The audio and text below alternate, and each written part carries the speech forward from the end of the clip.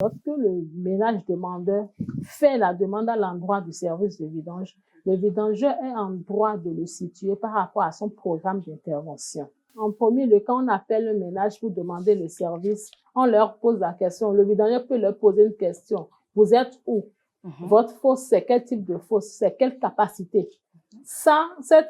Ces questions permettent au vidangeur de savoir quel type de matériel lui envoyer. Mais souvent, nos ménages ne connaissent pas la capacité de leur fosse.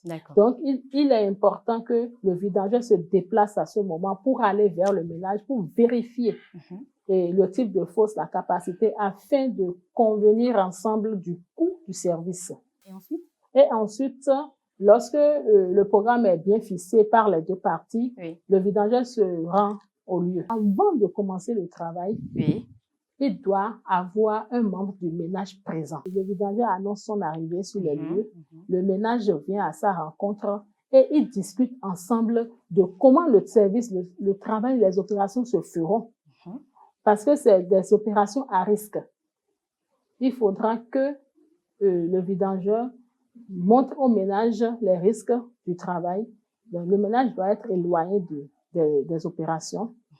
Après que le chantier soit mis en place, s'éloigner des opérations, le ménage a le droit, au cours de l'opération, avant même qu'elle ne se fasse, demander au vidangeur de lui faire visiter son camion. Ah, c'est possible? Oui, c'est possible. D'accord.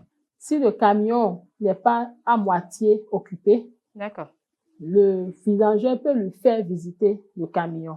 Et le ménage s'assure là que effectivement le camion est venu à vide.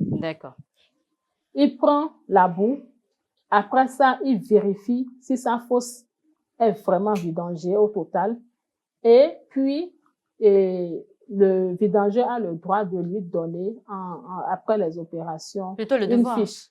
Le devoir de lui donner une fiche qui notifie, par exemple, les anomalies qu'il aurait constatées sur la fosse lors de la vidange. Puisque souvent, on fait des vidanges et après, on sent encore qu'il y a de l'eau qui revient dans la fosse.